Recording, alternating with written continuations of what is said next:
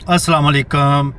आज मैं बताने वाला हूँ कि इंटरनेशनल वर्कफोर्स के मुताबिक दुबई और मलेशिया एशिया के टॉप डेस्टिनेशन बन चुके हैं, जहां हर साल लाखों लोग काम के हवाले से, लाइफ सेटलमेंट के हवाले से और फ्यूचर प्लानिंग के हवाले से आते हैं। सवाल ये है कि इन दोनों में से कौन सा सबसे बेहतर है, किस में क्या क्वालिटी है, क्या किस में फ़ायदा है, किस में नुकसान है, वो सारा आज मैं एक्सप्लेन करूँगा कि दुबई की टैक्स फ्री सैलरी या टैक्स फ्री सारा कुछ होने के बावजूद वो बेहतर है, या मलेशिया जो है वो मतलब बजट में और लिविंग कॉस्ट लो के हवाले से ज़्यादा बेहतर है।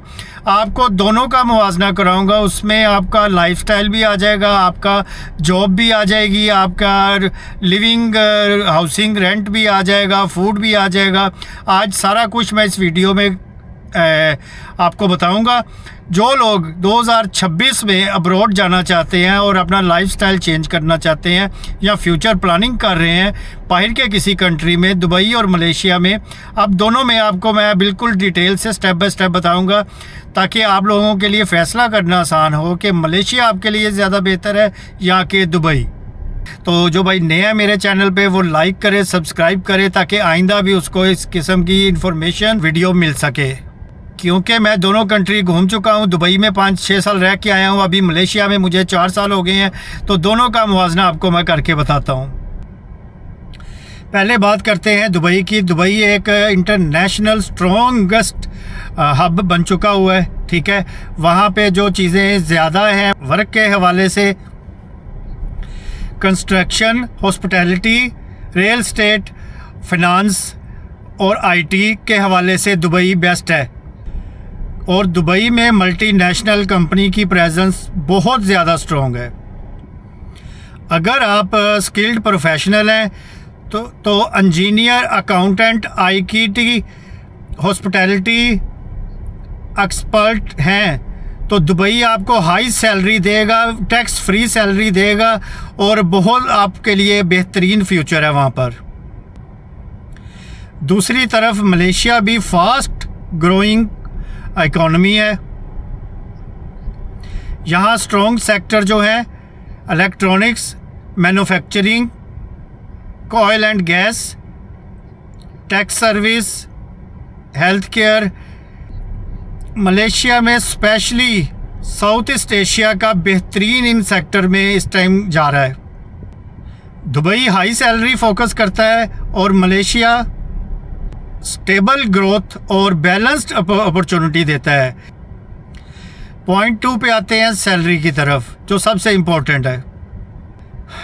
दुबई का सबसे बड़ा एडवांटेज जो है वो इनकम टैक्स जो है वो सैलरी पे से नहीं काटा जाता, मुकम्मल टैक्स फ्री है सैलरी। जितनी रकम आपको ऑफ़र होगी, जितनी आपके कॉन्ट्रैक्ट में होगी, वही पूरी की पूरी 1 दिरहम भी कटे बगैर आपको मिलेगी। इस वजह से जो वर्क करने जाते हैं, काम के हवाले से जाते हैं, उनको दुबई अट्रैक्टिव लगता है। एग्जाम्पल के तौर पे दुबई में जो मिड लेवल वर्क है, मतलब कि दरमियाने दर्जे का जो काम है, उसको आप मतलब कि 8,000 से लेके 15,000 दिरहम तक सैलरी मिलती है। मुख्तलिफ इंडस्ट्रीज़ की मुख्तलिफ हैं, लेकिन मैंने आपको रफ़ आइडिया बताया, 8,000 से 15,000 दिरहम टैक्स फ्री सैलरी मिलती है। और मलेशिया में जो सैलरी है वो थोड़ी मॉडरेट हो जाती है, वो उसी रेंज में मिड लेवल वर्क के लिए वो आ जाती है 6,000 से लेके कोई 10,000, 11 तक, 6 से 11 तक आप लगा लें कि वही सैलरी कम हो जाती है। लेकिन उसका बेनिफिट ये हो जाता है कि आपको यहाँ पे लो कास्ट लिविंग मिल जाती है, वहाँ पे ज़रा हाई फाई सारे कॉस्ट होती है सब कुछ, उसके बारे में भी आपको मैं बताता हूँ। अब मैं पॉइंट नंबर 3 पे आता हूँ, कॉस्ट ऑफ लिविंग। दुबई का जो लाइफस्टाइल है वो लग्जरी है, ठीक है, क्लियर बता रहा हूँ। और जो हाउस रेंट है वो हाई है, यूटिलिटी एक्सपेंसिव है। स्कूल फ़ीस जो फैमिलीज़ हैं उनके लिए बता दूँ कि स्कूल फ़ीसिस बहुत ज़्यादा हाई हैं। स्पेशल अगर आप बिल्कुल फैमिली के साथ जा रहे हैं, आपके बच्चे वगैरह हैं, तो आपकी कॉस्ट ऑफ लिविंग बहुत ज़्यादा हाई हो जाएगी, जो सेविंग नहीं हो सकती उसमें। आप मलेशिया की बात करें तो मलेशिया में रेंट जो है हाउसिंग का वो अफोर्डेबल है, डिफरेंट एरियाज़ में चीप बहुत ज़्यादा है तो अफोर्डेबल है। फूड जो है वो भी अफोर्डेबल है, यूटिलिटी बिल वो भी मैनेज हो जाता है। और सबसे ज़्यादा जो अहम चीज़ होती है आपको पता है लिविंग के लिए, वो हेल्थ केयर होती है। हेल्थ केयर जो है वो भी यहाँ पे बहुत अफोर्डेबल है। दुबई के हवाले से यहाँ पे वो अच्छा है और मैनेज हो जाता है। तो अब इसका मतलब इसमें ये निकलता है कि दुबई जो है हाई अर्निंग दे रहा है आपको, लेकिन हाई लेवल के एक्सपेंस भी दे रहा है। और मलेशिया जो है आपको लो सैलरी दे रहा है, लो अर्निंग दे रहा है, लेकिन बजट में रह के और अफोर्डेबल चीज़ें दे रहा है आपको। अब पॉइंट नंबर 4 पे आते हैं, वीज़ा और वर्क परमिट सिस्टम। इसमें पहले नंबर पे दुबई की बात करें तो दुबई जो है यहाँ पे तो मलेशिया में एजेंट सिस्टम है, दुबई में ऐसा कोई सिस्टम नहीं है। तो दुबई में डायरेक्ट जो है एम्प्लॉयर आपको वीज़ा देता है, ठीक है, और उसका प्रोसेस बहुत फास्ट है यहाँ की निस्बत, मलेशिया की निस्बत। और मलेशिया की बात करें तो मलेशिया में जो वर्क परमिट है वो पहले एजेंट मिडल मैन के तौर पे होता है जो, तो उसमें ज़रा टाइम पीरियड भी बहुत ज़्यादा भी लग जाता है और थोड़ा कम भी लग जाता है, लेकिन दुबई के हवाले से थोड़ा ज़्यादा लगता है टाइम पीरियड। और इसमें डॉक्यूमेंटेशन ज़्यादा होती है और दुबई में इतनी डॉक्यूमेंटेशन नहीं होती। इसमें डॉक्यूमेंट्स, इसमें मिडल मैन जो एजेंट है तो इसमें काफ़ी हेर फेर हो जाती है, लेकिन जो है दुबई वो बेहतर है वीज़ों के हवाले से। अब हम आते हैं लाइफस्टाइल और कल्चर की तरफ। तो जो दुबई है वो मॉडर्न है और उसका लाइफस्टाइल ज़रा हाई फाई है, ठीक है, और बहुत फास्ट है। और इंटरनेशनल जो कम्युनिटी है वो भी हाई फाई कंट्रीज़ की है और हाई फाई कहा जाएगा उसको। इंटरनेशनल जो कम्युनिटी है वहाँ पर मलेशिया के हवाले से वो हाई फाई है। हाई फाई सैलरीज़ हैं, हाई फाई लाइफस्टाइल है लोगों का। और जो क्लाइमेट की बात की जाए तो वो डेजर्ट है। अगर मलेशिया की बात करें तो उसका लाइफस्टाइल ज़रा लो है और जो ट्रॉपिकल कहा जाएगा उसको। मल्टी कल्चरल जो सोसाइटीज़ हैं यहाँ पे वो नॉर्मल लोगों की है, बहुत हाई फाई लोगों की नहीं है। हाई फाई है लेकिन कुछ बहुत कम है। और जो इन्वायरमेंट की बात की जाए तो अफोर्डेबल है, डाइनिंग भी अफोर्डेबल है, फूड भी अफोर्डेबल है। और जो अब मतलब कि नो, इसको हाई फाई आप नहीं कहा जा सकता, तो नॉर्मल है और बजट में है और फ्रेंडली इन्वायरमेंट है यहाँ का, मलेशिया का। अब आते हैं जी, जो फॉरेनर्स कहीं भी जाते हैं काम करने तो उनके लिए सबसे अहम चीज़ होती है सेविंग, ठीक है। सेविंग की तरफ आते हैं तो वो मैं आपको क्लियर बता दूं, दुबई जो है बहुत हाई फाई सैलरी, ठीक है, हाई, अब सैलरी बहुत हाई है उनकी, टैक्स फ्री है और भी मतलब तमाम अशिया जो है टैक्स फ्री हैं। तो लेकिन सबसे अहम चीज़ वहाँ पे एक्सपेंस बहुत ज़्यादा है जिसमें आप सेविंग नहीं कर सकते। बहुत मुश्किल है वहाँ पे सेविंग करना, क्योंकि वहाँ पे जो लाइफस्टाइल है लोगों का आपको उसी के मुताबिक ही लाइफ गुजारनी पड़ती है और मजबूर होकर गुजारनी पड़ती है। तो अगर हम मलेशिया को देखें तो मलेशिया में सेविंग आराम से हो जाती है, क्योंकि इसमें सैलरी चाहे नॉर्मल है, नहीं हाई, लेकिन जो एक्सपेंस हैं वो बहुत लो है।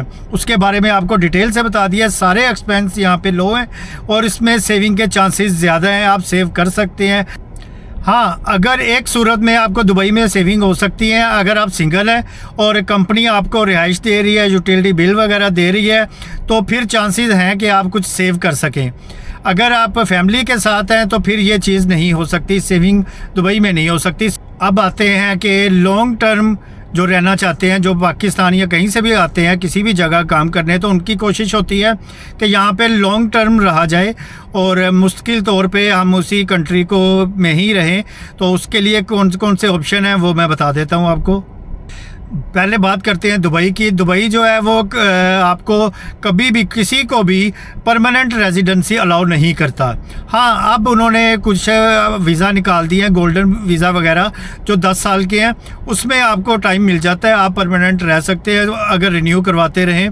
लेकिन वो भी एक हाई फाई जो इन्वेस्टर हैं उनके लिए है, और दूसरे नंबर पर वो हाई जो क्वालिफ़िकेशन और हाई फाई जो जॉब करने वाले हैं वो वीज़ा सिर्फ उनके लिए है, नॉर्मल मिड वर्कर के लिए भी नहीं है, लो वर्कर के लिए भी नहीं है। मलेशिया की बात करें तो मलेशिया में ऑप्शन हो जाता है, ऑप्शन मिल जाता है कि लॉन्ग टर्म आप परमानेंट रेजिडेंसी मिल जाए या लॉन्ग टर्म में आप रह सकें। उसमें आपको एक तो या तो इन्वेस्टमेंट यहाँ पे करनी पड़ेगी और हाई फाई जॉब्स है वो कंटिन्यू करनी पड़ेगी, तो आपको पीआर मिल सकती है। लॉन्ग टर्म चांसेस हैं आपके फ्यूचर में कि आप यहाँ पे मुस्तकिल रह सकें।